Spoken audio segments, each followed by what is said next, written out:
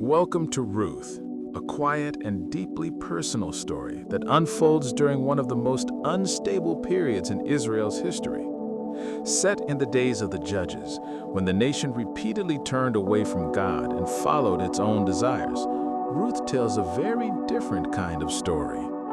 There are no battles, no armies marching, no public miracles shaking the ground. Instead, Ruth draws us into ordinary life and shows how God works powerfully through faithfulness, loyalty, and everyday obedience. The story begins with famine in Bethlehem, a town whose name means house of bread. A man named Elimelech leaves his homeland with his wife Naomi and their two sons, seeking survival in the land of Moab. What begins as a temporary solution becomes a long season of sorrow. Elimelech dies. Naomi's sons marry Moabite women, Orpah and Ruth, but before new life can fully take shape, both sons die as well. Naomi is left without a husband, without children, and without security in a foreign land. Hearing that the famine has ended, Naomi decides to return to Bethlehem. She urges Orpah and Ruth to remain in Moab and rebuild their lives among their own people. Orpah weeps and turns back, but Ruth refuses to leave. She binds herself to Naomi with words of extraordinary commitment, choosing loyalty over comfort and faith over certainty. Where Naomi goes, Ruth will go. Naomi's people will become her people. Naomi's God will become her God. This decision marks the heart of the book. Ruth, a foreigner with no obligation and no guarantee of safety, steps into an uncertain future out of steadfast love. In a time when everyone did what was right in their own eyes, Ruth chooses covenant faithfulness quietly and completely, without applause or recognition. When they arrive in Bethlehem, Naomi is overwhelmed with grief. She tells the women of the town to call her Mara, meaning bitter, because her life feels emptied. Yet, even in her bitterness, God is already at work. Ruth goes out to glean in the fields, gathering leftover grain behind the harvesters so they can survive. It is humble and exhausting work, but it places her exactly where God intends her to be. Ruth finds herself in the field of Boaz, a man known for integrity and kindness. Boaz notices Ruth not because she demands attention, but because her character stands out. He learns of her devotion to Naomi and responds with generosity and protection. He ensures her safety, provides more than she asked for, and honors her dignity. Their relationship between Ruth and Boaz unfolds slowly and carefully, shaped by patience, respect, and obedience to God's law.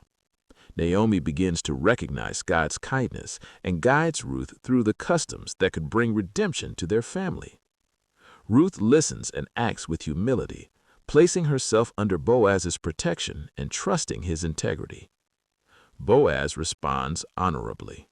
He commits to doing what is right, even when it costs him something. When the moment comes, he publicly fulfills his role as redeemer, securing Ruth and Naomi's future according to the law. What began with famine ends with provision. What began with loss ends with restoration. Ruth, the outsider, becomes a wife. Naomi, who believed her life was over, becomes a grandmother. The women of Bethlehem rejoice, declaring that Naomi's life has been restored. The child born to Ruth and Boaz is named Obed. Obed becomes the father of Jesse, and Jesse becomes the father of David. With this ending, the story lifts its gaze beyond the fields of Bethlehem. Ruth, a Moabite woman, becomes part of the lineage of Israel's greatest king, and through David's line will one day come Jesus. What seemed like a small, quiet story of loyalty becomes part of God's redemptive plan for the world. The book of Ruth reveals a God who works without spectacle. There are no recorded miracles, no dramatic signs in the sky, no sudden reversals of fortune. Yet, God's hand is present in timing, in provision, in character, and in redemption. Faithfulness in ordinary moments becomes the foundation for something far greater. Ruth teaches us that God welcomes the faithful outsider. Naomi reminds us that bitterness does not have the final word. Boaz shows us that righteousness is often quiet, costly, and deeply powerful. Together, their lives reveal a God who weaves redemption through everyday obedience and steadfast love.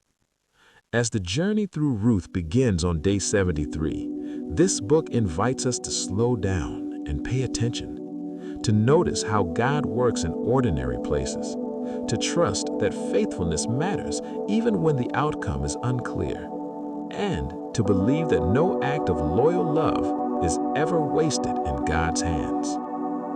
This is day 73. This is Ruth, and this is His Time, every day, all year.